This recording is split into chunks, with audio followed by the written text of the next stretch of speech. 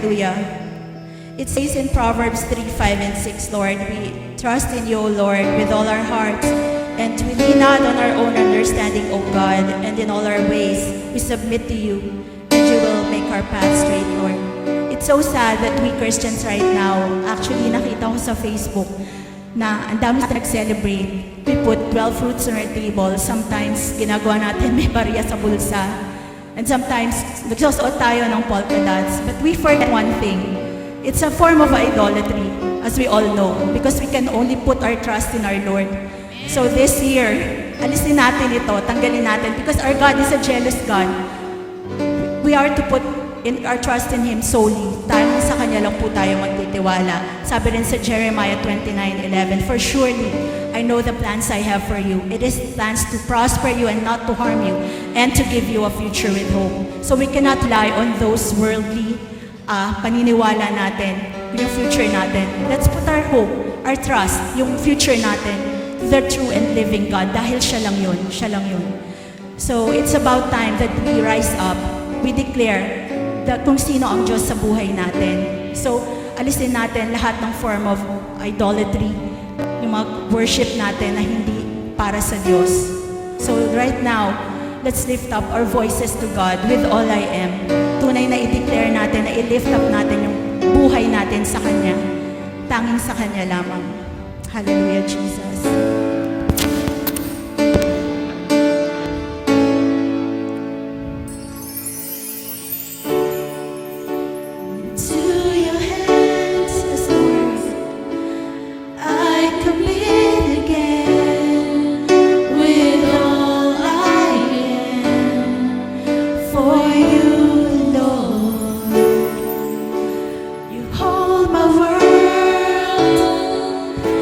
The palm of your hands, and I am yours forever.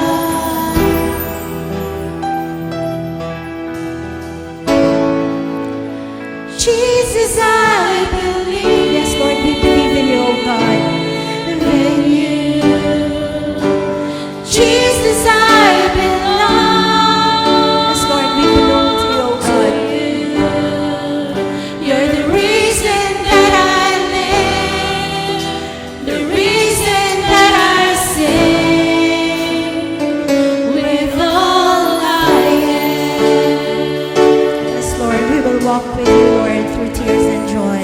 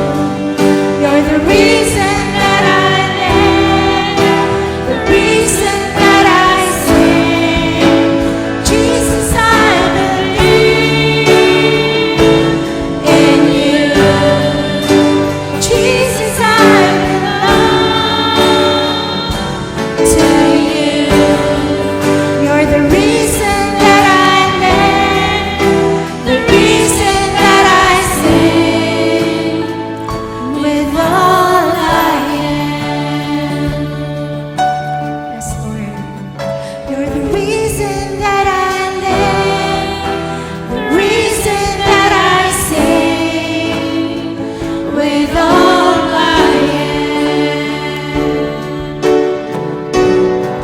You're the reason that I live, the reason that I sing, with all I am.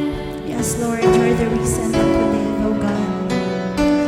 And we fully surrender our lives to you, not half-hearted, oh God, but fully, oh Lord, with all of our hearts, Lord, we surrender our lives to you. And we declare, oh God, that you would be with us once again this year to lead us, to guide us, Lord, in the right path. Hallelujah. And once again, we offer this worship to you, Lord. Look into our hearts, Lord. Search from within, oh God. Hallelujah. We are gathered here before your holy throne to worship Yeshua, the Messiah, the King of Kings, the soon and coming King, oh God. Hallelujah, Jesus.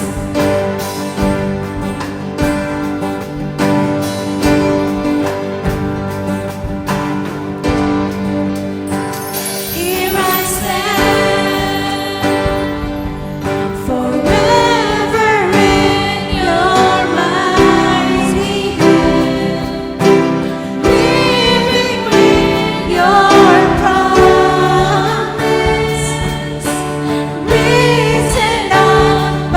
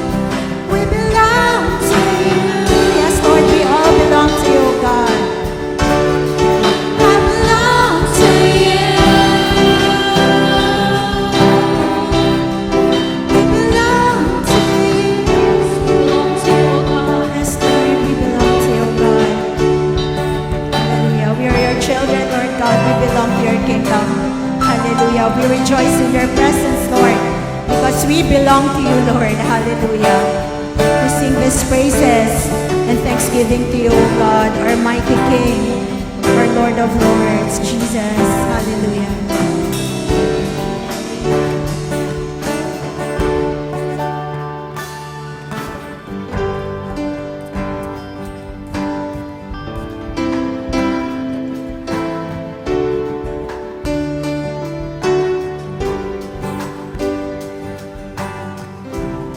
Manalangin po tayo mga kapatid.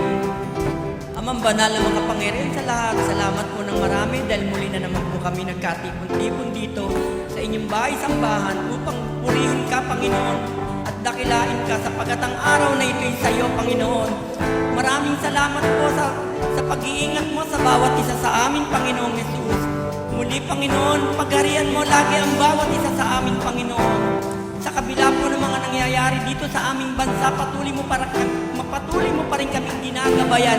Iniingatan ang bawat isa sa amin. Maging ang problema dinadanas namin, Panginoon, alam namin ikaw ay aming karamay, Panginoon. Dahil wala kang katulad, Panginoon. Sa iyo ang kapurihan, ang kabutihan, Panginoon. Ang kaluwalhatian, ikaw lamang ang maitaas at Panginoon. Sapagat ang pangalan mo lamang ang nakatala sa aklat ng buhay na aming Diyos, na aming pupurihin, sasambahin, dadakilain, Panginoon. Maraming salamat po. Dinadalangin din po namin ang aming mga kapatid na hindi po nakararating dito sa inyong bahay-sambahan, Panginoon. Gabayan mo rin po sila, Panginoon, at ingatan sa lahat ng oras, sa lahat ng sandali, maging ang kanilang mga mahal sa buhay at pamilya, Panginoon. Ikaw po ang maghari sa bawat isa sa amin, Panginoon. Maraming salamat po sa walang katapusan mong pagmamahal at pag-iingat sa amin, Panginoon. Umaasa po kami, patuloy mo kaming pag-aarian, gagabayan at iingatan, Panginoon. Maging ang aming mga pastor na laging tumatayo sa aming harapan. Sa bawat isa sa kanila, Panginoon, bigyan mo po sila ng kapayapaan, Panginoon, at ingatan. At lukuban mo rin po sila ng inyong banal na dugo't espiritu upang lagi po silang maging ligtas sa lahat ng oras, Panginoon. Maging ang kanilang mga mahal sa buhay. Gabayan mo rin po't ingatan, Panginoon. Patuloy mo pong pagharian ang bawat isa sa amin, Panginoon. Maraming salamat po, Ama. Ipatawarin mo rin po ang aming mga kasalanan sa isip man, sa salita at sa gawa, Panginoon. Maraming salamat po, Ama. Ito po ang aming dalangin, Panginoon. Sa pangalan po ng aming Panginoong Jesus. Amen. Amen.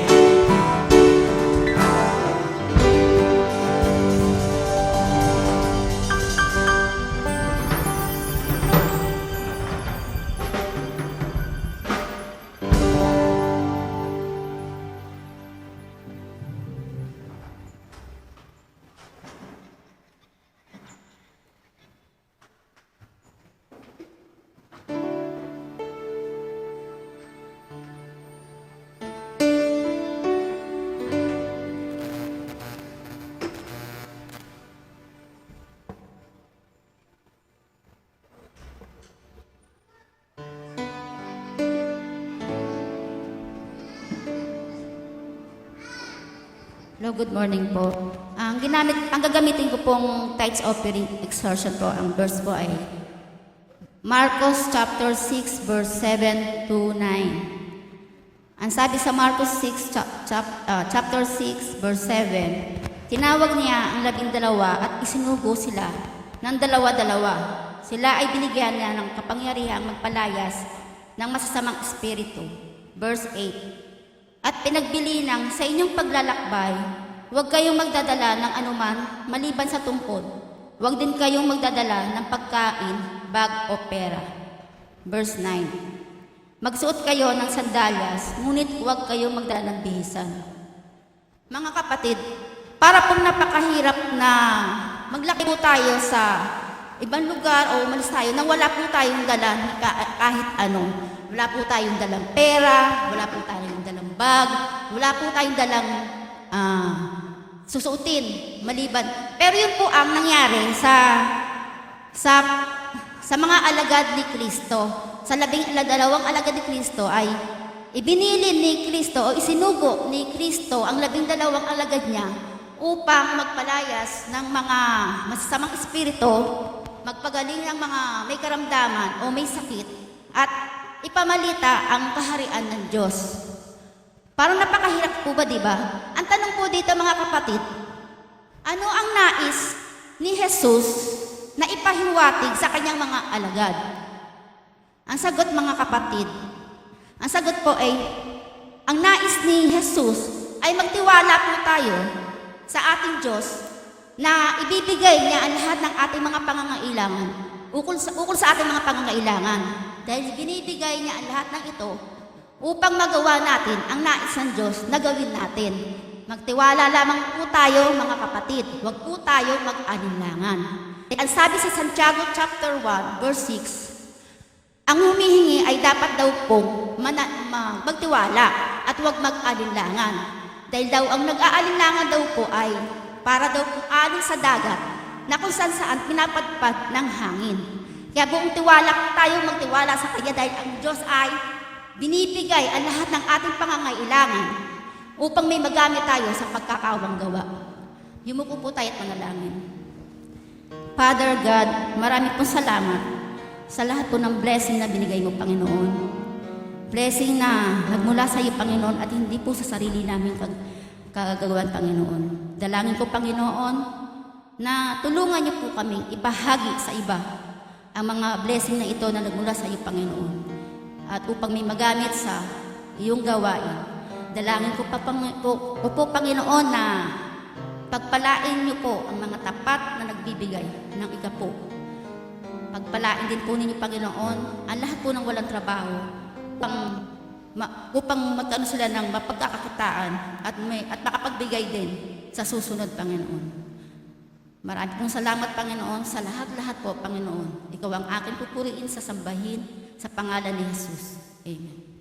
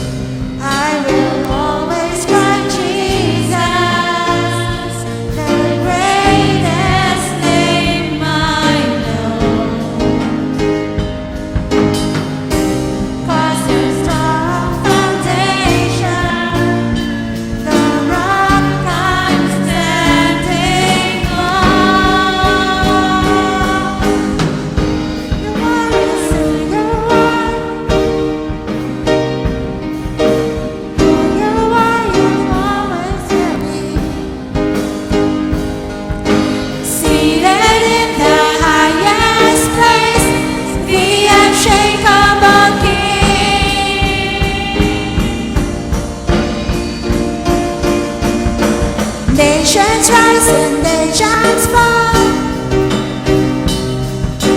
You're unfailing through it all. All creation shouts and sings the unshakable King.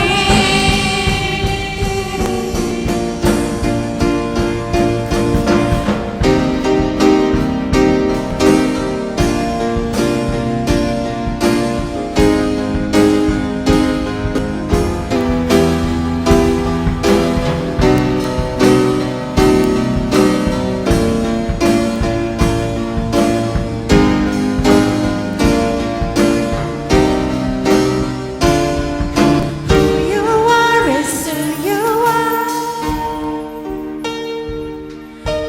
Who you are, you always will be.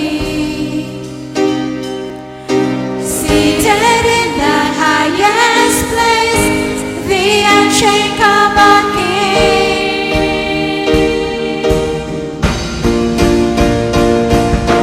Nations rise and nations fall.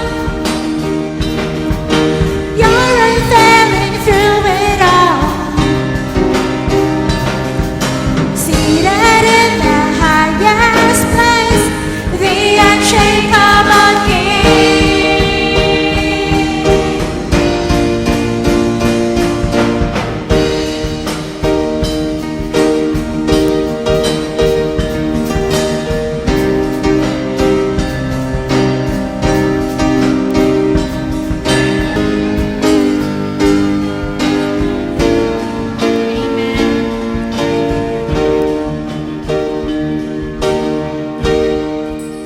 Amen. Glory to your name, O God. Isa nga pang malakas na palakpakan sa ating Panginoon.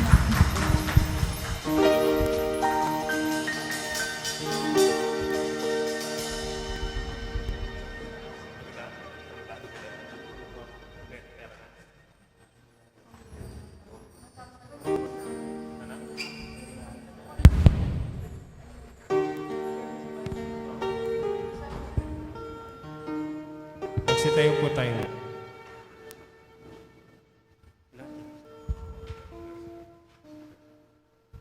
Makibukas po kayo sa 1 Corinthians 11, verse 23 to 26. Verse 23. Ito ang katuroang tinanggap ko sa Panginoon at ibinigay ko naman sa inyo. Noong gabing siya'y ipagkanulo, ang Panginoong Hesus ay dumampot ng tinapay. Verse 24. Nagpasalamat at pinagpirapiraso iyon at sinabi, ito ang aking katawan na inihandog para sa inyo. Gawin niyo ito bilang pag-alaala sa akin. Verse 25. Matapos magkapunan, dumampot din siya ng kopa at sinabi, ang kopang ito ay ang bagong tipan ng Diyos na pinagtibay ng aking dugo. Tuwing iinumin ninyo ito, gawin niyo ito bilang pag-alaala sa akin. Verse 26. Sapagkat tuwing kakain kayo ng tinapay na ito at iinom sa kopang ito, ipinapahayag ninyo ang kamatayan ng Panginoon hanggang sa kanyang muling pagparito. Ang layunin ng pagpuri ng Diyos sa pagkabasa ng Diyos.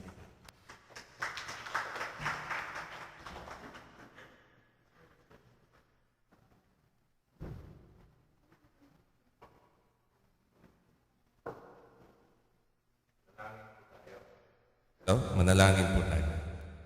Aming amang Diyos sa langit, salamat po sa iyong mga salita na amin nabasa na pakinggan at maunawaan po namin ang kahulugan nito na amin pong inaalala ang iyong pagliligtas sa amin tuwing unang linggo ng bawat buwan. Pagpalain mo po ang iyong mga salita sa gabay ng iyong Holy Spirit sa pangalan lamang ng aming Panginoong Jesucristo. Amen. Palakpakan po natin muli ang ating Panginoon. Pakaupo na po tayo mga kapatid. Praise God. Yung binasa po natin, karaniwan po natin yan binabasa tuwing tayo po ay magkakaroon ng communion o yung tinatawag po natin na Holy Communion o yung banal na hapunan o yung pagpuputol ng tinapay. Dahil po unang araw ng buwan, unang linggo ng buwan, ay inaalala po natin ito at ating pong gagawin mamaya. Subalit, marami pong mga mananampalataya ay hindi po masyadong naunawaan at nagiging parang ritual na lang po, no? O parang seremonya na lang po yung ginagawa po natin na communion. At marami pong mga mananampalataya, hindi po naintindihan yung kahalagahan at kahulugan ng ginagawa po nating communion. Kaya nga po, ito po yung aking mensahe dahil sa buong taon po ay kinakailangan po natin ito, lalo na po sa panlaban po sa panahon ng pandemya at sa lahat po ng panahon. Ang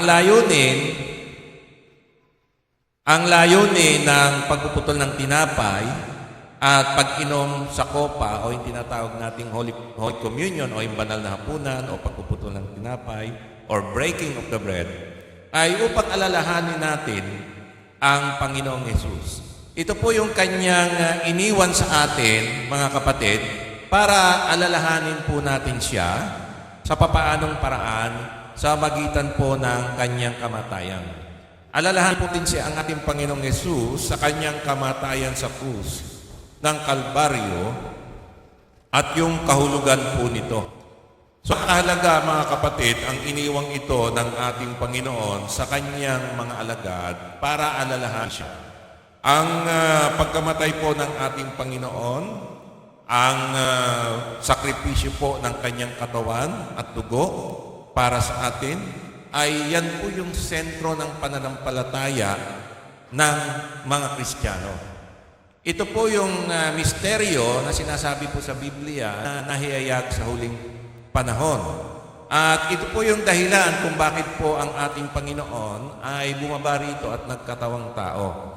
Ito po yung pinakadoktrina na pinangahawakan po natin, mga kapatid. Ito po yung wala pong isang salita na pwede pong i-describe yung ginagawa po nating communion. Kaya nga lamang po ay parang nagiging isa na lang pong ritual o seremonya. Kaya nga po ito po yung sentro ng creation. Ito po yung sentro ng kalangitan. Pag tinignan po natin at pinag-aralan, mga kapatid, ay ma-appreciate po natin ito sapagkat ito po ang ating buhay. So ang ating pagiging Kristiyano, ang ating pagiging anak ng Diyos, yung kaligtasan po natin, lahat-lahat mga kapatid, ay nakasentro po ito doon po sa ibinigay ng ating Panginoon na alalahanin natin siya. Alalahanin natin siya sa kanyang kamatayan sapagkat dito po ay ipinagkaloob ng ating Panginoon yung kanyang katawan at go. At napakahalaga na ito po ay alalahanin natin ayon sa salita ng Diyos. So meron po akong tatlong katanungan ditong inihanda para sasagutin po natin, mga kapatid, at para maunawaan po natin ang lubusan. Bagamat di natin matatake lahat, napag-usapan lahat yung tungkol sa bagay na ito dahil napakalawak po na topic ito, ay subukan po natin sagutin yung mga mahalaga sa tatlong katanungan to. Unang question, Q. So yung Q ay question. Kailan at hanggang kailan natin ginagawa at gagawin ang banal na hapunan? So ulitin po yung katanungan, no?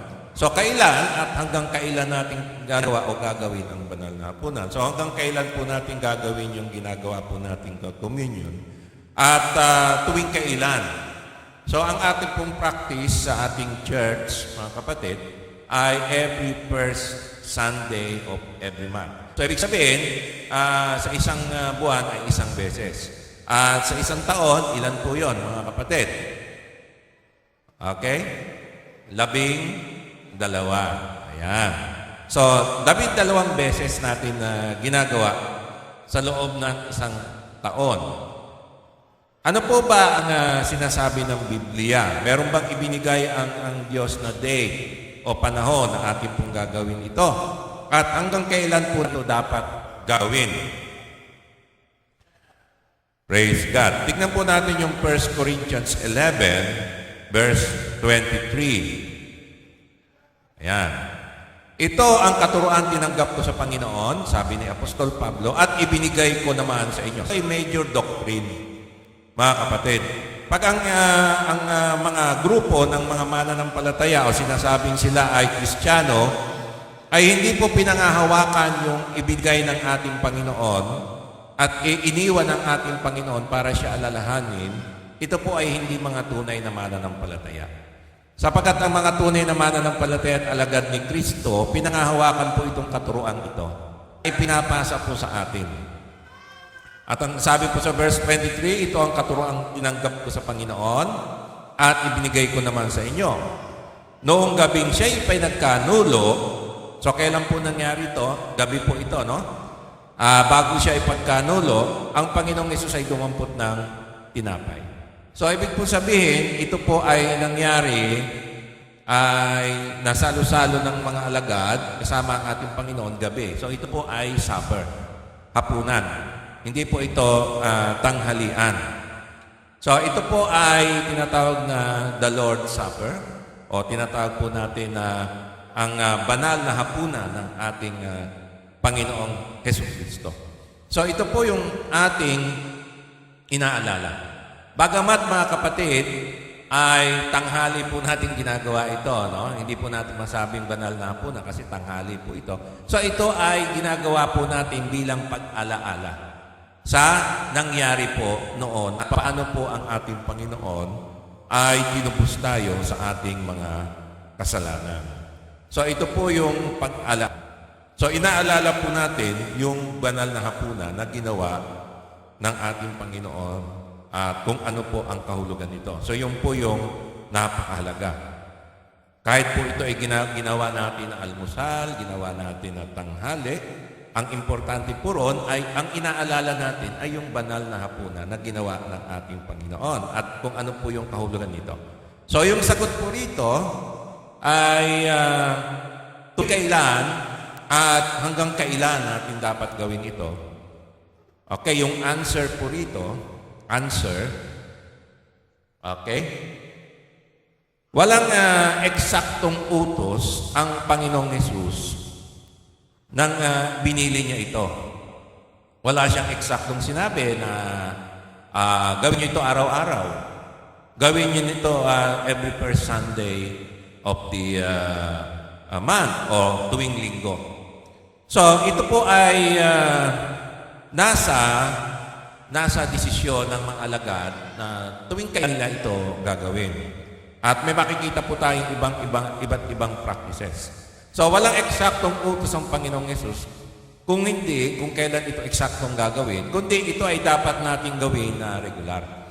So, ang isinasabi po ng Panginoong Hesus na dapat, nung ibinigay po niya ito, na para alalahanin natin, ay inaasahan po ng ating Panginoon na regular po natin itong gagawin. Okay. Hanggang kailan? Ano po yung regular? Yung regular, halimbawa, nagdesisyon po tayo, ito po ay nasa desisyon na ng mga mananampalataya. Halimbawa, yung desisyon po natin, every first Sunday of every month, regular po yon. Amen po ba? Okay, so yun po yung pinag-agreean natin. Otherwise, kung pwede po nating baguhin, na pwede po nating gawing twice a month, o nasa sa atin po yon. Pero yung ating pong practice na regular ay okay na po yon. Dahil tayo na po ang nagdesisyon nun. So, inaasahan po ng Panginoon na regular. Okay. Hanggang kailan naman po ito dapat gawin ng mga mananampalataya? Ngayon, tingnan po natin 1 Corinthians 11, verse 26. 1 Corinthians 11:26. For as often as you eat this bread. So, ang sabi ng ating Panginoon, for as often. So, sa Tagalog, sapagkat tuwing kakain kayo ng tinapay, tuwing kakain kayo, kailan kayo kakain o kailan nyo gagawin to, as often as you want, nasa sa atin. Okay? And drink this cup, you proclaim the Lord's death, kailan po? Until He comes. So, pinoproklema po natin dito, ang inaalala po natin, yung pagkamatay ng ating Panginoon. Hindi po pa kasama rito yung kanyang resurrection. Ang pinapakita po rito ay yung pagkamatay ng ating Panginoon. Yung po yung inaalala natin, yung pinoproclaim natin, ano yung kahulugan, ano ang implication, ano ang kahalagahan para sa atin at application sa atin nung kamatayan ng ating Panginoon. So, yun po yung ating inaalala. Until when? Until He comes. So, hihinto lamang po tayo pagbalik na ng Panginoon. So pagbalik ng ating Panginoon, kinuha na po tayo, binigyan tayo ng bagong katawan, at yung mga natitirang buhay ay binago ng ating Panginoon, sinalubong natin siya sa alapaap, yun po yung tinatawag na rapture. Okay, sinalubong po natin ating Panginoon, yun na po, hanggang doon na po yun. Hindi na po tayo mag-regular weekly, tapos na po yun. Dahil dumating na po yung tinatawag na katuparan ng kaligtasan, ng salvation ng ating Panginoon. Kung saan tayo ay binigyan na ng bagong katawan at wala na po yung kamatayan. So, sabi ng ating Panginoon sa Tagalog, sapagkat tuwing kakain kayo ng tinapay, as open as you want, kung kailan po ito, nasa atin na po ito, ng tinapay at iinom sa kopang ito, pinahayag ninyo ang kamatayan ng Panginoon sa kanyang muling pagparito. So, hinto lang po tayo after na dumating na po at kinuha na po tayo at ni-rapture na tayo ng ating Panginoon, binigyan na tayo ng bagong katawan. Ngayon, ano po ang practice na regular? Ang sabi po natin, ang prinsipyo po natin ay regular ito. Inaasahan ng Panginoon, regular natin gagawin. Okay, bigyan ko lang po kayo ng example. Acts 20 verse 7. Ito po yung kanilang practice noon. Kanila naman po itong napagdesisyonan. So yung mga churches po nung araw, ang kanilang practice, ibang mga churches, particular po ito, sa Acts 20, verse 7, sa Troas, ito po ay Gentile church. Okay? Hindi po ito Jew, mga Hudyo, no? Gentile church. So Acts 20, verse 7, on the first day of the week, when we were gathered together to break bread, okay, yun lang po yung aking punto, yung ginuhitan ko, no? Paul began talking to them, intending to leave the next day, and he prolonged his message until midnight. Parang namamaalam na si Apostol Pablo sa kanila. So meron po silang regular meeting, breaking of bread. Kailan po yon? Every first day of the week. So ano po yung unang araw ng bawat linggo? Mga kapatid, what is the first day of every week? Okay, hindi po man. Ang first day of the week sa kalendaryo po natin ay Sunday. Ang ikapitong araw kung saan ang Panginoon nagpahinga sa creation ay Sabado, Saturday. Okay. So ang mananampalataya po, first day of the week. Na bakit first day sila, hindi Sabbath? Hindi last day. Bakit first day of the week? Because the first day of the week, Sunday, ito po yung araw kung saan ang ating Panginoon ay nag-resurrect at nabuhay muli. Okay. So, given na po yun, mga kapatid. Ngayon, ang makikita po natin ay, kasi meron po nagtanong, ay, Pastor, pwede ba ako mag-celebrate ng communion mag-isa? Ayan, dun lang ako sa bahay ko. Kasi alam nyo, ano ba ngayon? Pandemic tayo, di ba? O paano, mag-isa lang. Okay, siguro pwede mong gawin yun kung talagang wala ka ng mga kasamang mananampalataya.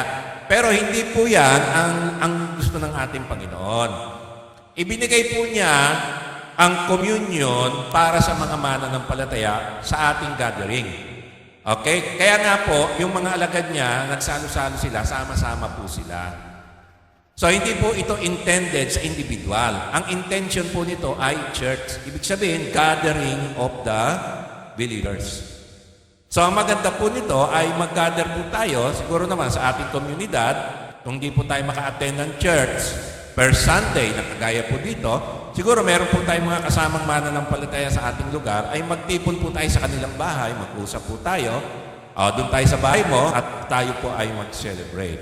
O kaya naman, online po tayo ngayon, so yung mga nasa bahay po ng mga kapatiran natin, pwede tayong sabayan mamaya. So magre-ready lang po sila ng inumin at tinapay. O tinapay at inumin at sasabay po sila sa ating gagawin. Okay. So meron pong practice ang mga mananampalataya noon, nung bagong-bago pa lang po talaga, no? Sa Jerusalem naman po ito ay every day. Sa bahay-bahay naman po yon. Literal talaga, tuwing maghahapunan sila, sinasabay na nila, inaalala nila. So meron naman pong ganong mga practices ang mga mananampalataya nung araw. Okay. So, lumipas po 1,000 years. Ano na po ang practice natin ngayon? Tayo po sa ating church, sa Living Word Ministry, ay tayo po ay nagpa-practice ng first Sunday of the month. Okay? So, okay naman po yun. Desisyon naman po natin yun. Nasa atin naman po yun. Basta regular. Okay, naintindihan? At hanggang kailan po natin gagawin to? Hanggang sa pagbabalik ng ating Panginoon. Okay, pagbalik ng ating Panginoon, stop na po yun. Bahala na ang Panginoon kung gagawin niya yun salo-salo doon sa kaharian niya. Doon na talaga, sa langit. Okay? Sa presensya ng ating Panginoon. Nasa Lord na po yun. Pero dito po, sa mundong ibabaw, siyempre, hanggang pagdating na lang po ng ating Panginoon. Okay? Okay. Ngayon, kalawang question. Okay. Papaano ito dapat gawin ng mga mananampalataya ayon sa Biblia? Paano natin gagawin yung ceremonies na ito? Paano natin gagawin yung pag-aalaala na ito? Okay. Ano yung mga mechanics? Okay. Okay, ang sagot natin dito, A, answer. Ibig sabihin ng A, answer. No? Dapat itong gawin bilang isang iglesia o isang katawan ni Kristo na may kagalakan at katotohanan sa kanilang mga puso. Okay, ulitin ko po. Dapat itong gawin bilang isang iglesia o isang katawan ni Kristo na may kagalakan at katotohanan sa kanilang mga puso. So, dapat po rito yung attitude natin. Paano po natin ito, yung manner, attitude, at saka yung sincerity ng heart. Ang dapat po nating tignan dito, mga kapatid. No? Na siyempre, kailangan alam po natin kung ano yung sineselebrate, ano yung kahulugan. Para makita po natin, ma-appreciate po natin yung ginawa ng ating Panginoon. Ano ba yung katawan at dugo? Mamaya po, yung po yung huling question natin. So, dapat po bilang iglesia, again, hindi po ito binigay ng Panginoon individually para gawin mo mag-isa. Ito ay grupo ng mananampalataya. So, pwedeng bahay-bahay, kung sino yung mga kasama mong mananampalataya sa inyong lugar, mag-usap kayo, magtipon kayo, at sa panahon ng pandemic na ito. At sa church naman, ay pwede kayong sumabay online. Ayan naman, kung hindi talaga makapunta. Ayan. Kaya dapat yung mga nasa bahay, kung sasabay po sila, ay meron na nakahandang tinapay at inumin. Okay? Purihin ang ating Panginoon. Praise God. Acts 2:46. Ito po yung mga unang mananampalataya. Acts 2:46. So, paano po nila ginagawa ang pagpuputol ng tinapay o yung Holy Communion o yung banal na hapunan na tinatawag? So, Acts 2:46, day by day, continuing with one mind in the temple and breaking bread from house to house, they were taking their meals together with gladness and sincerity of heart. So, merong kagalakan at katotohanan sa kanilang mga puso. Ibig sabihin, alam nila kung ano yung sineselebrate nila, alam nila kung ano yung ginagawa nila. Okay, sa kanila, ang pagpuputol ng tinapay ay with gladness. It is a celebration. It is a praise and worship to God. Ito ay isang pasasalamat, pagpupuri, kagalakan sa presensya ng ating Panginoon. Dahil alam nila sa kanilang mga puso kung ano yung kanilang sineselebrate, ano yung kanilang ginagawa. Kasi pag hindi mo alam kung ano yung ginagawa, sasabay ka lang, magiging seremonya na lang ito sa iyo. Without knowing kung ano po yung katotohanan na papaloob doon sa ginawa ng ating Panginoon. Okay. Ngayon, kabaliktaran ng Acts 2:46 ay yung ginawa po ng Corinthians. Ito yung wrong practice. Para makita po natin ano yung maling pagpapractice na ginagawa. Kasi ang nangyari po noon, nung unang ginagawaan po nila, literal talaga nagkakainan sila. Okay, tayo po hindi natin sinasabay sa kain, di ba? Tayo po ay nagkakaroon lang ng symbolical na ginagamit po tayo ng tinapay o ostya at inumin na simbolo na nanggagawin po natin para alalahanin lang yung ginawa ng ating Panginoon. Okay, kaya lang nung una po, okay din po yun, walang problema yun. Ha? Kaya lang, nung unang panahon po, literal po nilang ginawa, talagang nagkakainan sila. Up to the point na nangyari, kainan na lang talaga. Nawala na po yung sincerity and gladness kung bakit nila ginagawa yun. Ito po yung nangyari sa Corinthians. Ang Corinthian church, sa lahat ng mga iglesia, ito po ang pinaka-immature na church. And yet, blessed by God. Pinagpala ng Diyos pero immature. Ito, hindi natin maunawa kung bakit ang Diyos pinagpala ang Korinto ng material blessing. Mayaman po ang lugar ng Korinto. Okay? At pinagpala po sila ng spiritual blessing, mga gifts. At makikita po natin dito sagana sila sa gifts. Pero, sagana rin naman sa immaturity. Ano po yung immaturity nila? Sa unang-una, bilang church, yung immaturity. Makikita po natin yung immaturity nila. Even yung sa pamumuhay. Okay? Madali po silang matukso sa lanan. Madali po silang sumabay sa sanlibutan ng panahon na yon. Okay. Parang hindi mo ma-distinguish kung Kristiyano ba itong Corinthians na ito. Parang walang pinagkaiba. Ang pinagkaiba lang, siyempre, sinasamba nila si Kristo. Yung iba, sinasamba yung mga Diyos-Diyosan. Parang gano'n na lang nagkaiba. So ito po yung maling practice para matuto po tayo. Ngayon, sa Bible po, hinahayaan ng Panginoon, makita na at mahayag yung mga maling gawain ng mga mananampalataya para malaman natin at hindi po natin tularan. Hindi po para tularan, kundi para hindi natin gayahin.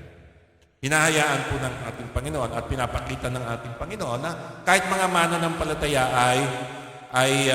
kahit di sila, may mga kahinaan pa rin. Hindi sila perfecto. At yung kaligtasan po nila, biyaya lang talaga. Kasi kung base sa gawa, hindi po maliligtas ang Corinthian Church. Kasi ang dami pong immorality rito. Okay, bigyan ko lang po kayo ng halimbawa. Ito po patungkol sa communion. Ito po wrong practice, 1 Corinthians 11:18 to 22. Medyo mahaba, sabayan niyo lang po po. For in the first place, when you come together as a church, okay? So, yung celebration po ng communion is as a church, okay? Not as an individual. Ang layunin ng Panginoon. Okay. So, for in the first place, when you come together as a church, I hear that division exists among you. And in part, I believe. So, nagkakaroon po sila ng division. Okay? So, sa church, maaaring may mga leaders po doon. Dito kami kay brother ganito, dito kami kay pastor ng ganito, dito kami kay elder na ganito. Nagkakaroon po sila ng grupo-grupo. So, hindi po dapat yon, mga kapatid, dahil tayo po ay iisang katawan ni Kristo. So, hindi po dapat tayo nagkakaroon ng division, grupo-grupo, sa isang church kung saan ay nagkakaroon na po ng kampi-kampihan at labanan at siraan. So, hindi po dapat ganon.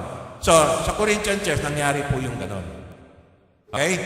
So, nakakaroon po sila ng grupo-grupo at nagsisiraan po sila.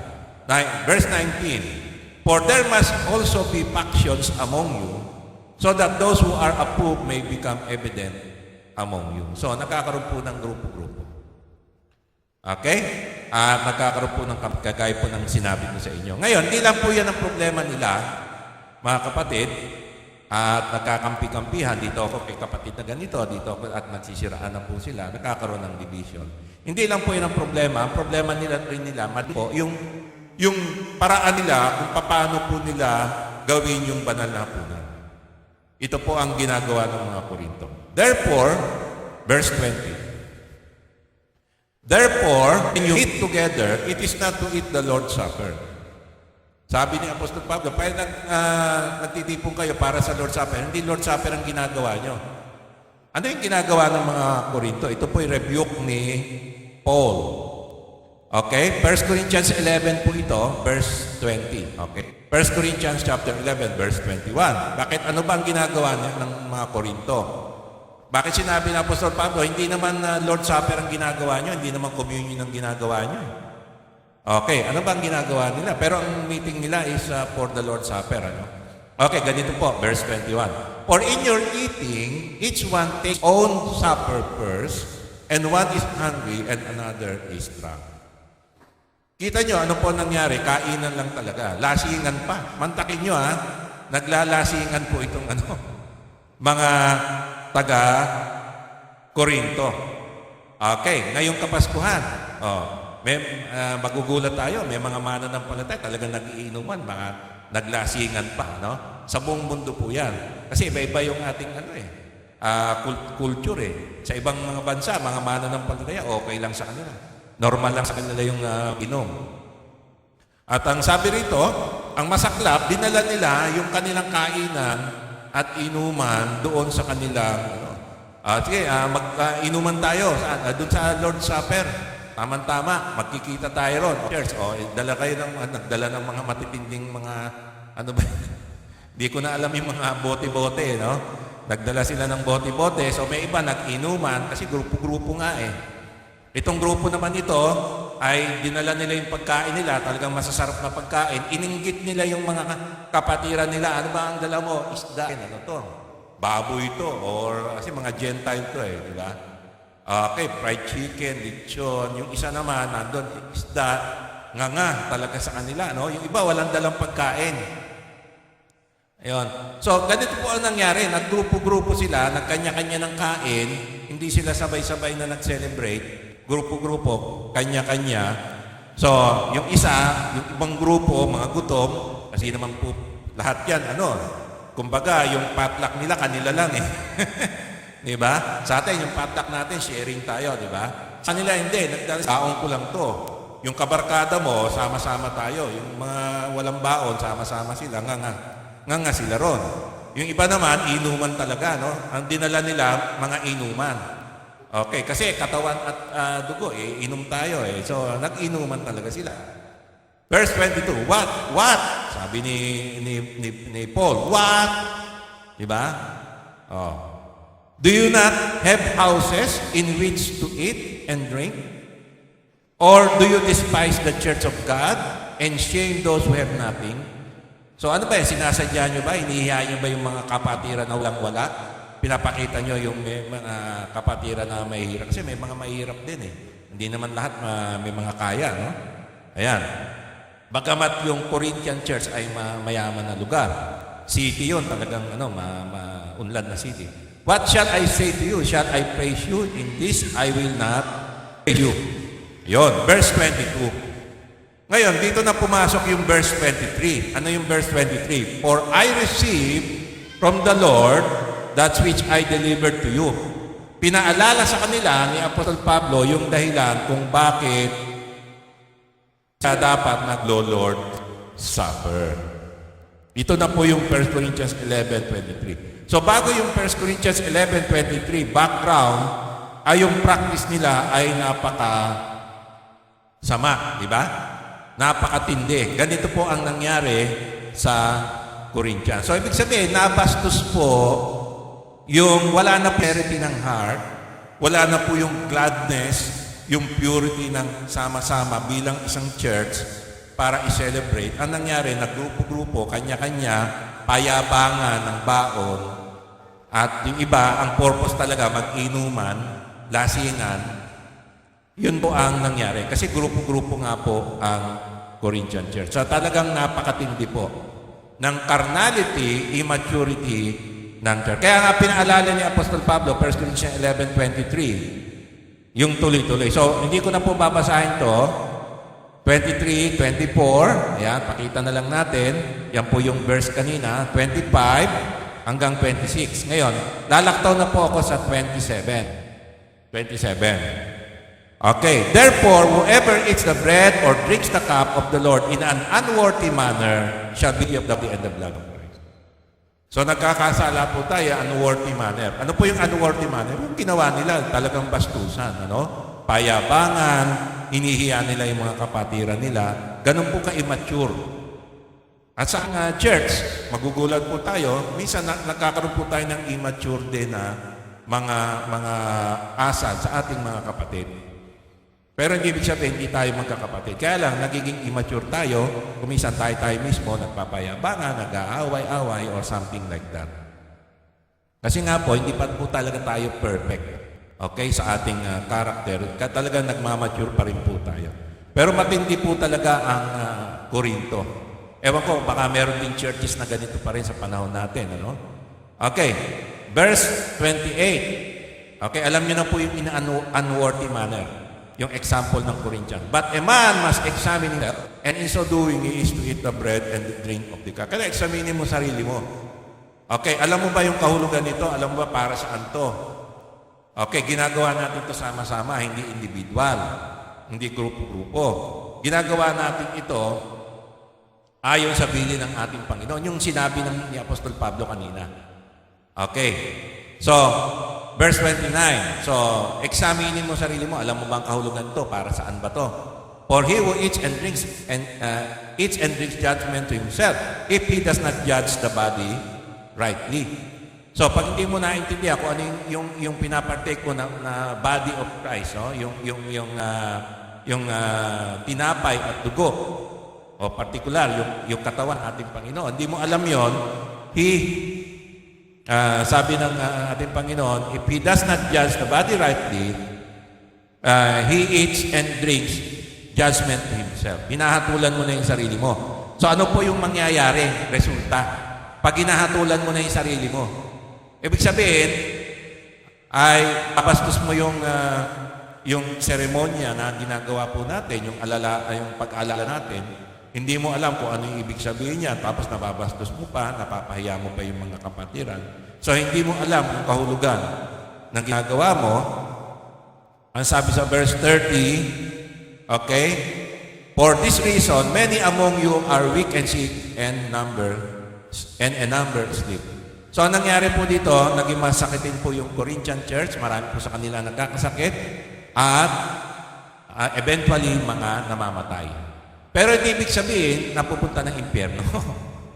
Okay? Judgment nila sa sarili nila. So, imbis na ma-enjoy pa nila yung buhay nila ng matagal, marami sa kanila nangamatay. Yun po yung epekto ng ginawa nila na unworthy manner. At hindi nila inaalala talaga yung ginawa ng ating Panginoon. Basta kainan, inuman lang ang ginagawa nila. So dapat alam po natin kung ano yung ginagawa natin. Okay? So in conclusion dun sa question kanina, paano natin gagawin? Verse 33. So then my brethren, laktaw na po tayo sa verse na kasi mahaba po ito. So then my brethren, when you come together to eat, wait for one another. If anyone is hungry, let him eat at home, so that you will not come together for judgment. The remaining matters I will arrange when I come.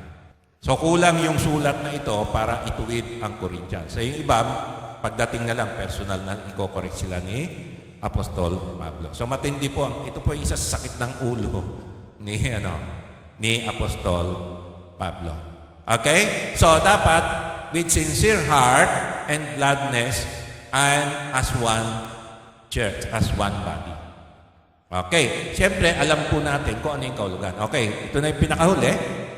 Question. Ano ang ibig sabihin ng katawan ng ni Kristo na siyang inaalala natin sa banal na communion? Okay. Ulitin ko po. Ano ang ibig sabihin ng katawan at dugo ni Kristo na siyang inaalala natin sa banal na communion na iniwan ng ating Panginoon? Okay. Ang sagot dito, answer. Ang tinapay at inumin sa banal na communion ay sumisimbolo sa katawan at dugo ni Kristo na ibinigay para sa atin at siyang naging bagong tipan ng Diyos sa atin. Okay, ulitin ko po. Ang tinapay at inumin sa banal na communion ay sumisimbolo sa katawan at dugo ni Kristo na ibinigay para sa atin at siyang naging bagong tipan ng Diyos sa atin. Okay. Doon po sa aking reliyon, ang paniniwala po, pag sila po ay nagkakaroon ng Holy Communion, ganito po mga kapatid. Yung katawan at dugo ni Kristo na nandoon na ginagawa po ng simbolo ng tinapay at inumin, okay, ay hindi po simbolo sa kanila. Okay? Sa atin, simbolo. Sa kanila, hindi po. Ano po sa kanila? Ito po ay literal na nagiging katawan at dugo ni Kristo. So, yung pong tinapay, nagtatransform po yun spiritually in the spirit, ay nagiging literal na katawan ni Kristo. At yung pong inumin ay naging literal is in spirit, ay nagiging dugo ni Kristo. Kaya hindi sa kanila ito symbolical. Ito ay nagiging literal. So, hindi po yung totoo mga kapatid. Bakit? Kasi kung tagiging literal po yon, ang purpose po nun ay si Kristo, tuwing gagawin po nila yung Holy Communion, ay si Kristo ay nasa sakripisyo ulit para sa mga tao. Ibig sabihin, literally, inuulit ni Kristo yung ginawa niya doon sa krus. And eventually, ang talagang totoong nangyari ay hindi yun doon sa krus. Kundi doon pa lang daw sa ginawa ni Kristo, originally, nung sinabi ni Kristo, "This is my body," yun na yung sakripisyo niya. Okay? Yung ininom niya yung cup, yun na yung sakripisyo niya, yung cup. So, anong nangyari, imbis na symbolical, yun na yung naging seremonya talaga. Yun na yung talaga naging ginawa ni Kristo para ialay niya yung kanyang katawan na dugo. Mali po yun. Okay. Yung ginawa po ng ating Panginoon para alalahanin, yun po yung simbolo, yung tinapay at inumin, simbolo yun. Paliliwanag ko sa inyo. So, yung pong pinanggalingan kong reliyon, yun po yung paniniwala nila. Mali po yun. Kasi every time na gagawin po nila yung communion, ay sinasakripisyo po uli, si Kristo namamatay uli. Naintindihan niyo? Namamatay siya uli, sinasakripisyo siya uli. So, paulit-ulit. Ayan. So, actually, hindi na symbolical yon, hindi na in remembrance. Yun na po talaga yung ginawa ni Kristong sakripisyo. Mali po yun. Okay, tignan po natin yung verse na sinabi ng ating Panginoon. Sa English po ito. 1 Corinthians 11:23-24. For I received from the Lord that which I also delivered to you, that the Lord Jesus, in the night in which He was betrayed, took bread. Okay, kinuha niya yung tinapay. Okay, yung tinapay, ayon sa maling katuruan ng dati kong pinanggalingan na reliyon, ay yun na yung katawan talaga, literal. Yun na yung sakripisyo. Ibig sabihin, at that time, sinasakripisyo na ni Kristo yung kanyang katawan. Through that bread. Okay, mali yun. Okay, paano yun nalaman nating mali? Tuloy natin. Verse 24. And when he had given thanks, he broke it and said, okay, nagpasalamat siya. So, celebration, thanksgiving, ano? This is my body which is for you. O, kita nyo? Katawan daw yan ni Kristo. Ay, katawan niya, this is my body which is for you. Kaya lang may kasunod to. Okay, do this, gawin nyo to palagi, regularly, in remembrance of me. Ala-ala nino ko. Okay, kaninong ala-ala yung tinapay na yon? Yung tinapay, ala-ala yun nino ni Kristo, particularly in what? Particularly the body of Christ. Ala-ala yun ni Kristo ng kanyang katawan. Nino ni Kristo? Ng kanyang katawan na ibibigay sa inyo. Okay, kailan po yun ibibigay yung katawan? Doon sa krus ng Kalbaryo, iaalay. Yun po yun. Okay, so hindi po niya inaalay nung oras na yon yung kanyang katawan sa magitan ng tinapay. Baliktad. Okay, ang ginagawa ni Kristo sa magitan ng tinapay, binibigyan niya ng ala-ala na gagawin natin para alalahanin natin yung kanyang katawan na talagang ibibigay sa atin, yung literal na katawan niya. Hindi yung kaya nga po ito ay symbolical na lagi natin gagawin regular para alalahanin yung katawan ni Kristo na talagang siyang inaalay para sa atin. Kaya po is-symbolical dahil in remembrance. Naintindihan po na. In remembrance the real body of Christ na kanyang katawan na isinakripisyo para sa atin. So tandaan natin, yung kanyang katawan ay iminigay para bayaran ng ating mga kasalanan. Ano po bang kabayaran ng kasalanan? Kamatayan. Okay. At yung kamatayan ay kasama na po dyan yung mga sakit at karamdaman. At mga sakuna, lahat na po yan. Yan po ay resulta ng kasalanan. Kamatayan. Okay. Unot dulo, death. So, ayon sa Romans 6:5-10, daanan ko lang po ng mabilis, for if we have become united with Him in the likeness of His death, certainly we shall also be in likeness of His resurrection. Knowing this, that our old self was crucified with Him, in order that our body of sin might be done away with, so that we would no longer be slave to sin. For He who has died is freed from sin. Now, if we have died with Christ, we believe that we shall also live with Him. Knowing that Christ, verse 9, having been raised from the dead, is never to die again. Death no longer is mastery over him. Verse 10. For the death that he died to sin once lang, for all. But the life that he lives God. So, ang Panginoon, nung siya namatay, minsan lang yon, literal, yung kanyang katawan, inabsorb po ng kanyang katawan yung kamatayan natin. Kaya sinasabi ng Bible, we died together with Christ. So, ang application po nito, kaya tayo namatay kasama ni Kristo para tanggapin natin yung parusa ang kasalanan na namatay na po tayo kay Kristo. So, yung parusang kamatayan ay naibigay na po yun. Nabigyan na po ng katarungan yon. Si Kristo ang tumanggap, kasama tayo. So, nung namatay si Kristo, kasama tayong namatay na. At nung namatay na po si Kristo, sabi, ang namatay na sa kasalanan ay malaya na sa kasalanan. Malaya na po tayo sa kapangyarihan ng kasalanan. So, hindi na po dapat tayo pinaghaharian ng kasalanan. At dahil dito, mga kapatid, tayo po ay pinalaya na ng Panginoong Jesucristo sa kapangyarihan ng kasalanan. At tayo ngayon ay nabubuhay na para sa Diyos. Amen? So, dapat po naintindihan natin yan, mga kapatid. Yung kamatayan ni Kristo, inabsorb niya yung parusa natin na death penalty because of sin, ay namatay na po talaga tayo. Kasama ni Kristo, yung po yung implication nun. Given for you. So, yung kamatayan ni Kristo, tayo po ay namatay na kasama niya. So, anong application nun, mga kapatid? Pinalaya na tayo sa power ng sin. So, ang kasalanan, dapat napagtatanggpayan natin. Ngayon, bakit natutukso pa tayo? Ibigay tayo sa kasalanan. Ito ang problema.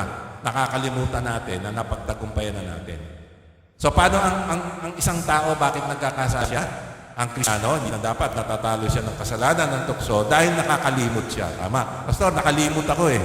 Okay, ano ang solusyon sa limot? Pag nakalimot ka, nagkasala ka, anong solusyon? Paalala. Paanong paalala ang ginawa ng ating Panginoon? Yung communion. So, pag nagko-communion ka, inaalala mo na ikaw, pinalaya ka na sa kasalanan, namatay ka na kasama ni Kristo sa kasalanan, at si Kristo, inabsorb niya ang kanyang katawan, yung parusa mo ng kamatayan. So, dapat alam mo to pag tinetake mo yung communion. Ako'y namatay na, kasama ni Kristo, malaya na ako sa kapangyarihan ng kasalanan, ako'y may bago ng buhay, at ang buhay ngayon ay sa Diyos na. Amen? Yan po yan. Ang nangyari, nakakalimutan ng mga mananampalataya, ay yung ibig sabihin ng yung katawan na pinapartake niya, ay katawan ni Kristo to, na namatay para sa akin. Ako'y namatay rin kasama ni Kristo. Malaya na ako sa kasalanan. Nabayaran na ang aking kasalanan. Amen? Palakpakan po natin ang ating Panginoon. Okay. Ngayon, may isa pang implication yung katawan. Babasahin ko na lang po. Matthew 8:16-17. Kasama po ito sa pagtubos ng ating Panginoon. When evening came, they brought to him many who were demon-possessed, and he cast out the spirits with the word, and healed all who were ill. Okay. Ngayon, bakit po tayo nakapagpapalayas ng masamang espiritu at nakapagpapagaling ng may sakit? Sabi po sa verse 17, this was to fulfill what was spoken to Isaiah the prophet. He himself took our infirmities and carried our diseases. So, saan niya po dinala yung ating mga sakit karamdaman, mga pananakit ng masamang espiritu? Saan po niya dinala yon? Sa kanyang katawan. Okay? So, hindi lamang po kasalanan ang kanyang dinala, kundi pati po yung parusa, epekto ng kasalanan, which is death. And yung implication ng death, which is yung oppression ng evil spirit, pananakit ng diablo, at mga sakit karamdaman. Kaya nga, it was already fulfilled sa niya ni Matthew. Okay? Yan ay sa Isaiah 53 verse 4 and 5. Okay, tingnan naman po natin yung dugo. 1 Corinthians 11:25. In the same way, he took the cup. Ano naman po yung cup? Okay? He took the cup also after supper, saying, this cup is the new covenant in my blood. Do this as often as you drink it in remembrance of me. Okay. Yung katawan, hindi sinabi ng Panginoon, this is the new covenant. Yung new covenant, binanggit lang ni Kristo saan? Sa kanyang dugo. Okay. So yung inumin, Pag iniinom naman natin yon, ano ang tumutukoy doon? Ano ang inaalala natin? In remembrance of me. In remembrance of what? Of Jesus Christ, particularly, saan? Sa kanyang dugo. Okay, ano yung dugo ni Kristo? Ang sabi ng ating Panginoon, this cup is the new covenant in my blood. So, ang inaalala natin, yung dugo ni Kristo ay ang bagong tipan ng Diyos. Ano ba yung bagong tipan? Di ba, inyo ba na ano, hindi ba kayo nagque-question mark dito? O, ano kaya yung new covenant na ito? Di ba? Bakit yung katawan? Hindi eh. Simple lang yung katawan, no? Binigay para sa iyo. Ibig sabihin ay yung katawan niya, pinambayad niya sa kamatayan, sa parusa ng kasalanan, yung kamatayan. At kasama doon, inabsorb din ni Jesus Christ yung ating mga sakit at karamdaman at pananakit ng evil spirit. Kaya nga, nandun na yung kagalingan na sa atin. Kaya pinagaling sila ng ating Panginoon. Lahat ng lumapit sa ating Panginoon. Pero pagdating sa dugo, sinabi ni Kristo, ito ang bagong tipan. Bakit kinakailangan yung bagong tipan nasa dugo? Wala sa katawan ni Kristo. Ang bagong tipan ay nasa dugo ni Kristo. Wala doon sa katawan. Okay? So, ito po yung misteryo na dapat alam po natin. Okay. Hebrew chapter 9, verse 16 to 28. Pero, hindi ko naman po babasahin lahat to. Importante lang dito kasi mahaba po. Okay, tignan para pakita ko lang po sa inyo yung kahalagahan ng covenant. Okay, ano ba yung covenant? Verse 16. For where a covenant is, there must of necessity be the death of the one who made it. Verse 17. For a covenant is valid only when men are dead, for it is never in force while the one who made it lives. Okay, verse 18. Therefore, even the first covenant was not inaugurated without blood. Okay, ano po ba ang ibig sabihin ng tipan? Okay, ang tipan, parang ito po, para maipaliwanag po sa inyo sa panahon natin. No? Okay, yung setting natin, yung tipan, ito po yung testamento ng isang tao. Okay, kuha siya ng will and testament. Now, kailan magiging epekto yung testamento na yon? Para doon sa mga naban. Kailan po magiging epekto yung testamento na yon? Okay, kailan na sasabihin ng attorney, ito na yung testamento na ipapatupad. Kailan po yon? Pag namatay na po yung nagbigay ng testamento. So yung testamento, ito po yung kanyang kalooban. Okay, ngayon, ang Diyos, nagbigay po siya ng testamento. This is the first covenant sa Old Testament, through Moises. Okay, ito po yung testamento. Ngayon, para medyo sabihin na natin, testamento, lahat, ito yung law. Ito yung batas ng Diyos. The law of God, kasama na yung Ten Commandments, lahat ng mga batas ng seremonya ng Israel, yung paggawa ng templo, lahat yan.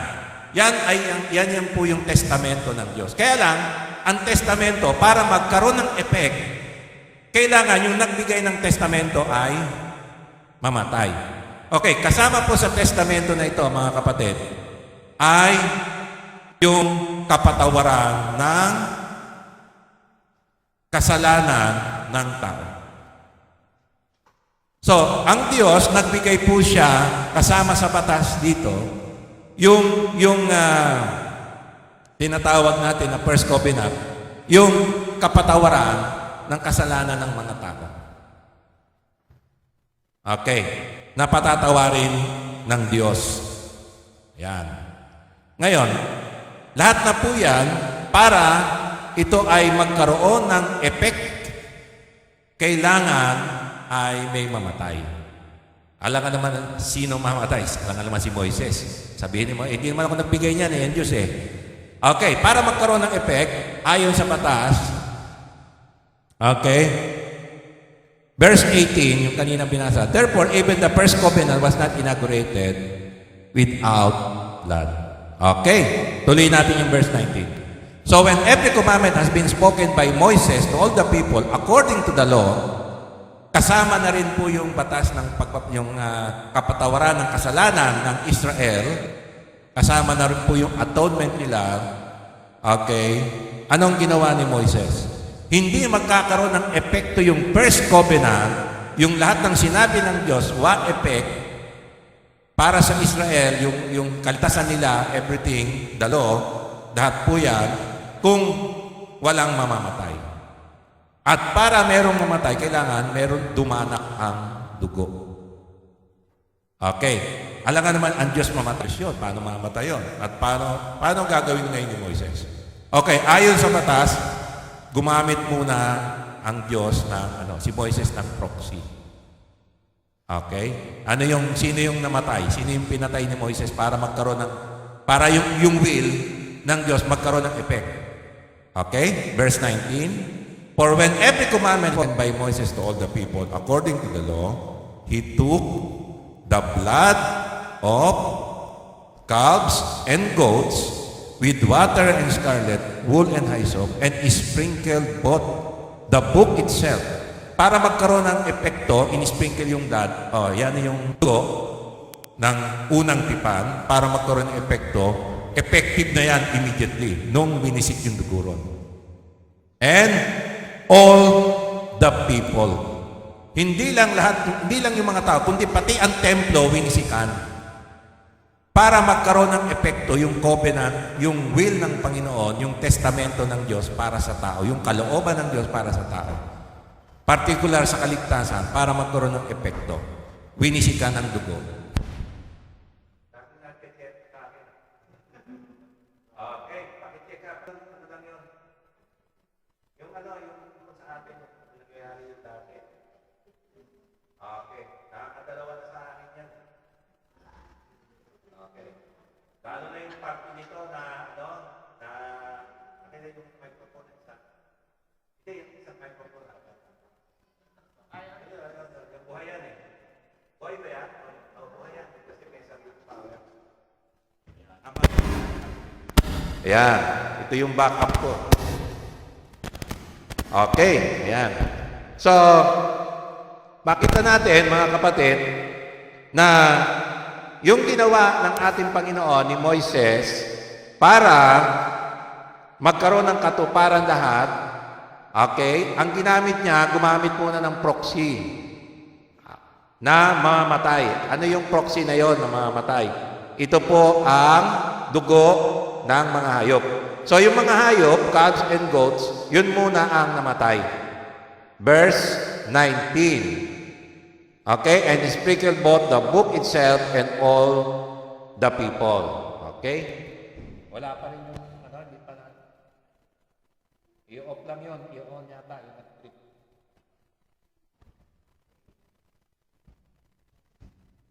Yung sa atin, yung pula, sister, yung dati pa rin na ginawa niya.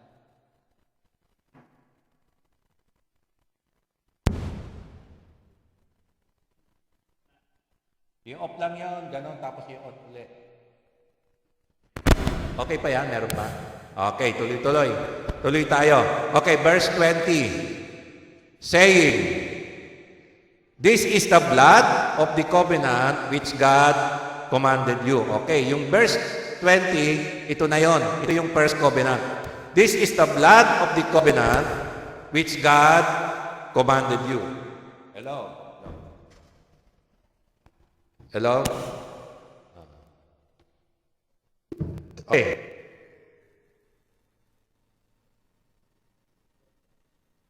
Okay, sabi ng hello, yan. Sabi sa verse 20, this is the blood of the covenant which God commanded you. Okay? So, ano yung blood of the covenant? Yung first blood of the covenant, anong dugo yun? Para gawing effective o pagtibayin yung batas ng Diyos, yung salita ng Diyos. Everything, kasama yung atonement, temple, lahat, no? Pati yung kapatawaran ng kasalanan. Para maging totoo yun, kailangan ay yung nagbigay ng testamento, mamatay. May mamatay. Okay. So, ang ginamit na proxy para magkaroon ng katuparan yon, ginawa ni Moises ay pumatay siya ng hayop at dugo ng hayop ang ginamit. Kaya nga sabi sa verse 20, yung ay pinatay nila yung ano natin.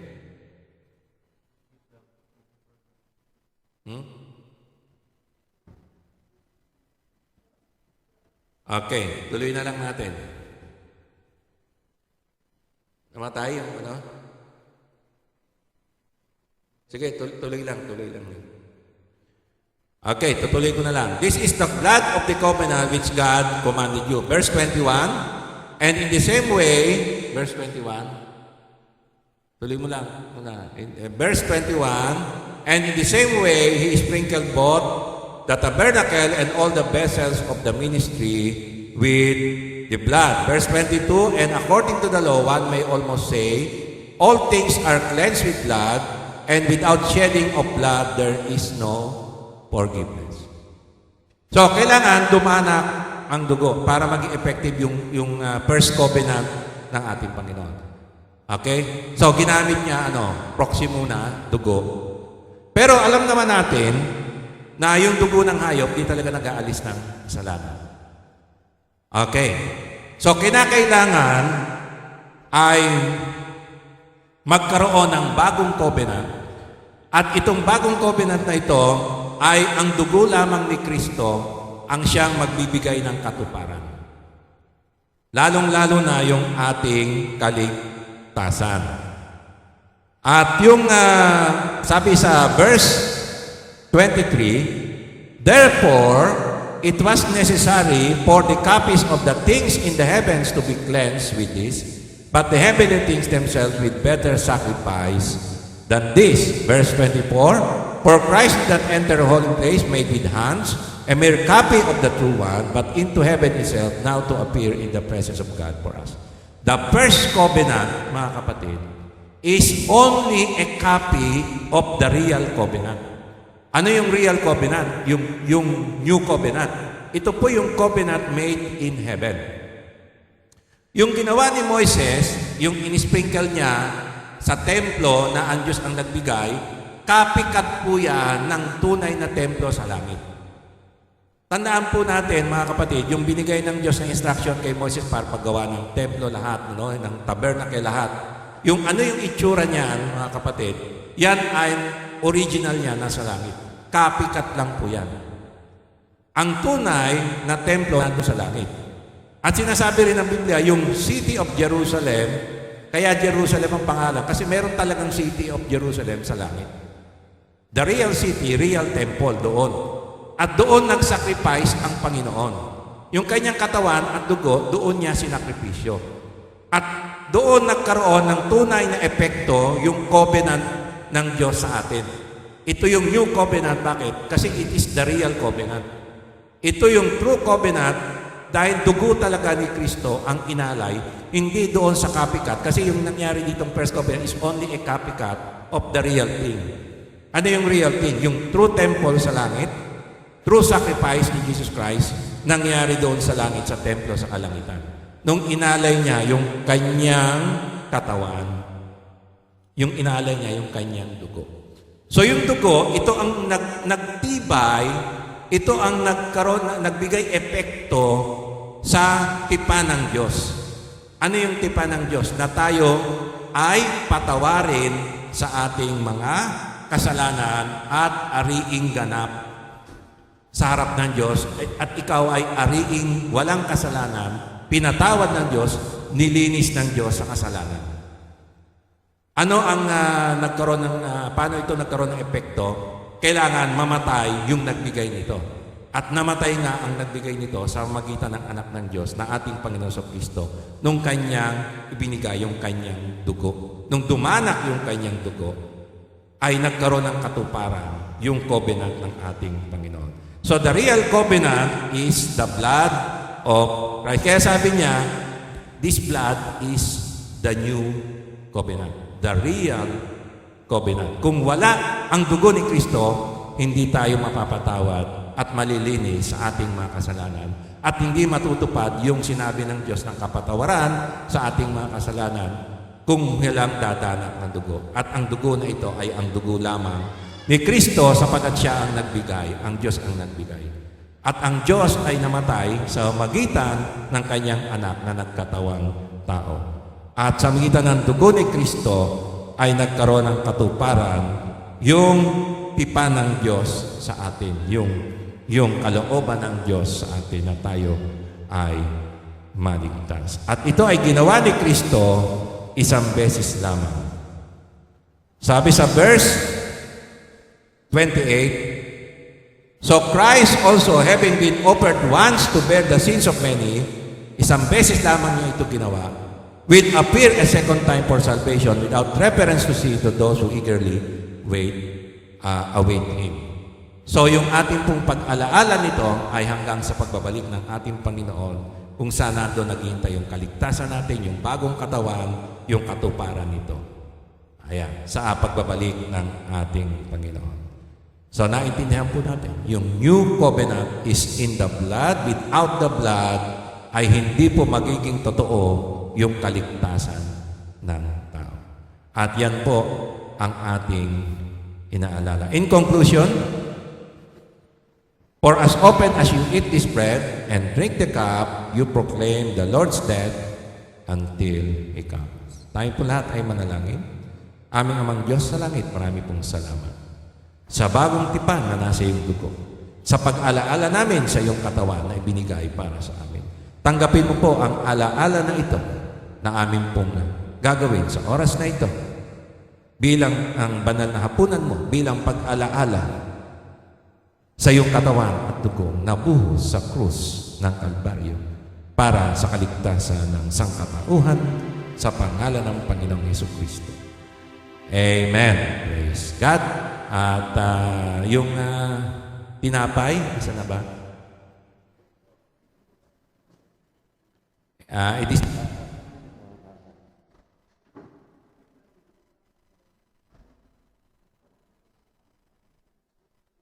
nag-trip ulit. Yung aircon na isa, papatayin na lang siguro.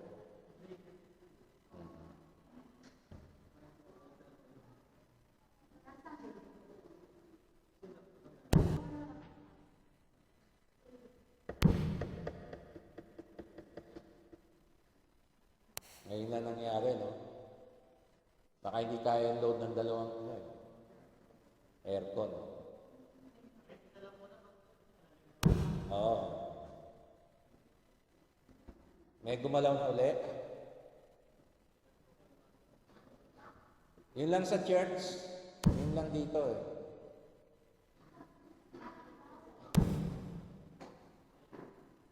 Huwag nang galawin yung iba. Yung sa church lang yun.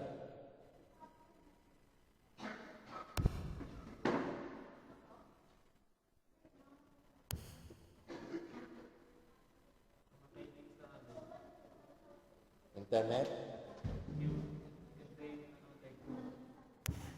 Yun? Oo. Okay. Tuloy-tuloy yan. Naka-record yung ano natin. I-record ko naman. Okay. Ito lang yung iyon natin.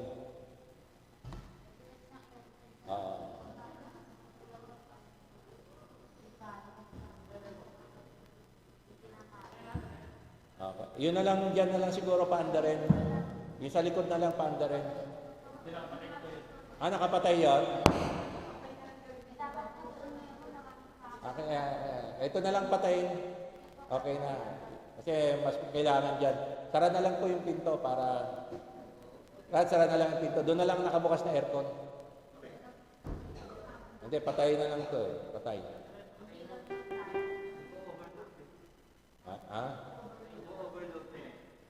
Ito, pinatay na lang to.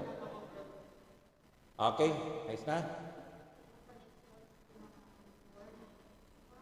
Hindi, patay na lang yung breaker. May breaker to. Ayan, yung breaker dito. Ayaw ko lang, di ko lang alam kung ano yung breaker niya dito. Tanong na kay Doris kung ano yung breaker dito. Papatay na lang.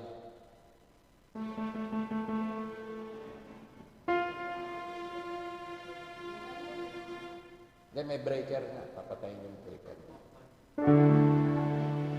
Dito, itong isa. Hello? Ayan.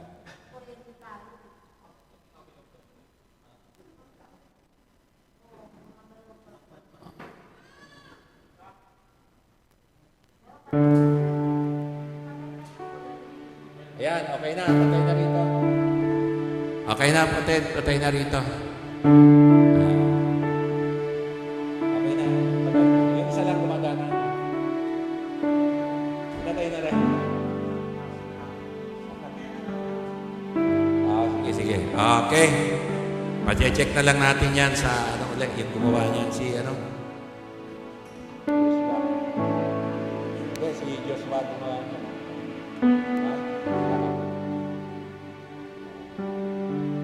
Okay. So, paki-distribute siguro si Brother Dan, Brother Berhel, paki-distribute na. Pinag-pray ko na yan. So, distribute natin yung isa lang, maghihintayan tayo. Isang tinapay, isang inumin. Okay? Yung hindi po nakakaunawa, huwag munang kukuha yung mga bata, no? Huwag natin bibigyan muna yung mga bata, hindi pa nila naintindihan yun. Okay? Habang naghihintay po tayo, suriin po natin yung ating sarili. Humingi po tayo ng kapatawaran sa ating mga dawang pagkakasala at tanggapin po natin yung biyaya ng ginawa ng ating Panginoon. Sa magitan ng kanyang katawan at dugo, tayo po ay natubo sa ating mga kasalanan at binigyan ng katuparan sa bagong tipan.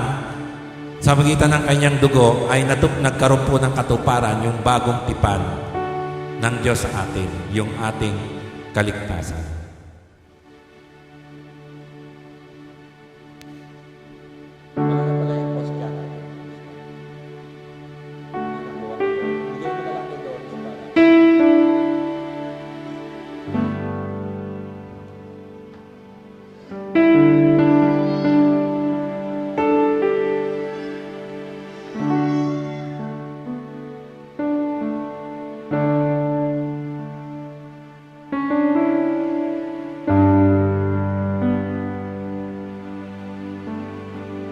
Itaas po natin ang tinapay.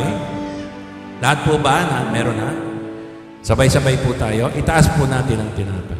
Ito ang katuwang tinanggap ko sa Panginoon at ibinigay ko naman sa inyo. Noong gabing siya ipagkanulo, ang Panginoong Jesus ay dumampot ng tinapay. Nagpasalamat at pinagpira-pira sa iyon at sinabi, ito ang aking katawan na inihandog para sa inyo. Gawin ninyo ito bilang pag-aalaala sa akin. Sabay-sabay po tayo. Napay.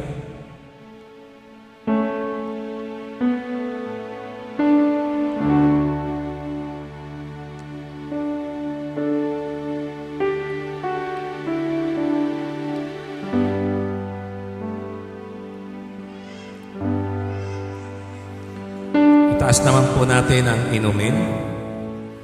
Matapos magkapunan, dumampot din siya ng kopa at sinabi, ang kopang ito ay ang bagong tipan ng Diyos na pinagtibay ng aking dugo. Tuwing iinumin ninyo ito, gawin ninyo bilang pag-aalaala sa akin. Sabay-sabay po tayo.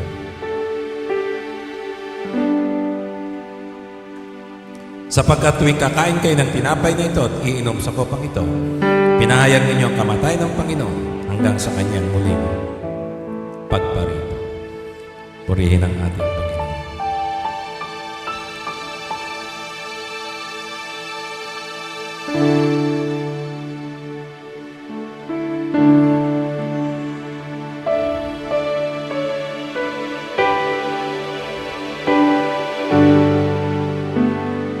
Tayo po tayo para sa ating doxology.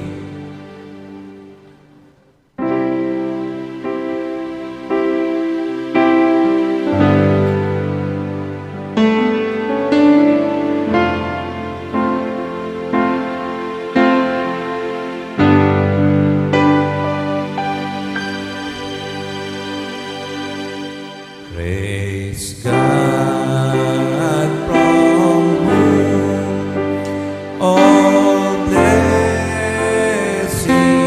flow. Praise Him, all creation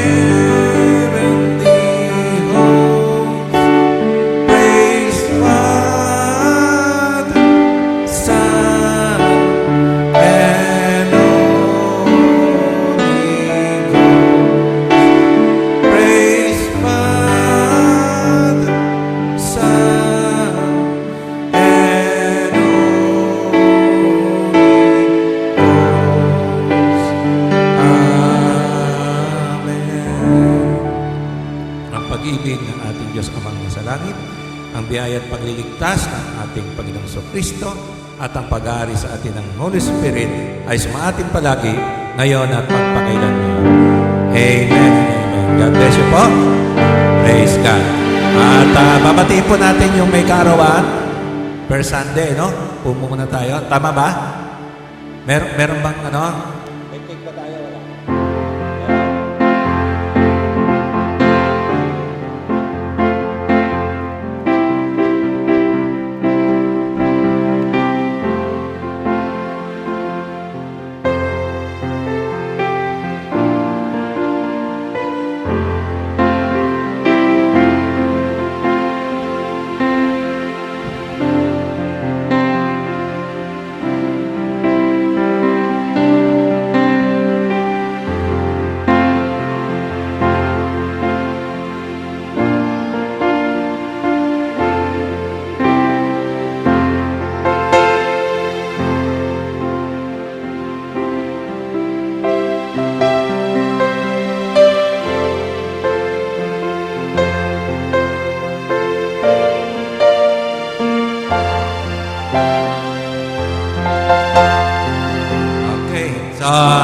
Sino pa yung nandito na may birthday? Pastor Ray Galang, no? January, ano ba siya? 2? 2. Kahapon, okay? Sino pa po yung ano? May birthday? January. Si Ninya. Okay, ko na lang, sister. Pro proxy. Okay. Face mask, sister, ha? Ayan.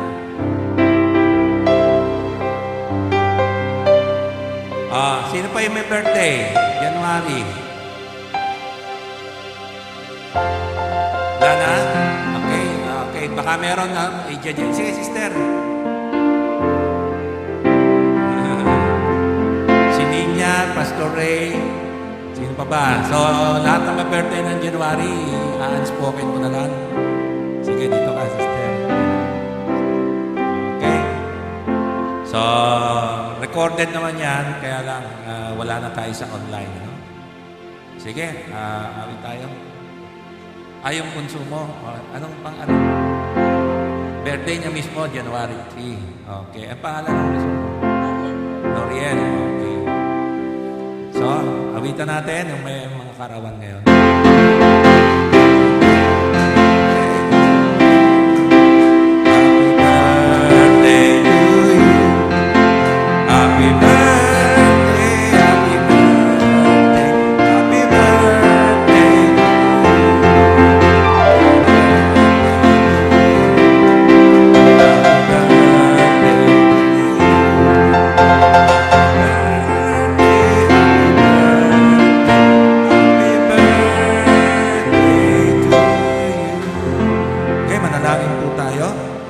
Aming amang Diyos sa langit, salamat po sa may mga karawan ngayon. Si Noriel, si Ninya, Pastor Ray, Galang, at iba pang mga kapatiran namin na hindi ko po nabanggit. Panginoon, pagpalain mo po sila sa panahon ng pandemic na ito, ay bigyan mo po sila ng magandang kalusugan, hindi po sila magkasakit, at pagpalain mo po sila even in material things, spiritual blessing, ay bigay mo po sa kanila at maranasan po nila yung pagmamahal mo po at pagmamahal namin sa kanila. Maraming po salamat, aming amang Diyos sa langit, at patuloy, Panginoon, yung comfort mo, yung kalakasan mo ay tanggapin po ng aming mga kapatid na may kaarawan po ngayong buwan ng January sa pangalan lamang po ng aming Panginoong Jesucristo. Amen. Praise God. Thank you, Sister. God bless you. Ay, Sister Badet, happy birthday sa January 24. Kasama na yon sa pinag-pray natin. God bless you, Sister Badet. Okay. Okay na. May pagkain pa tayo.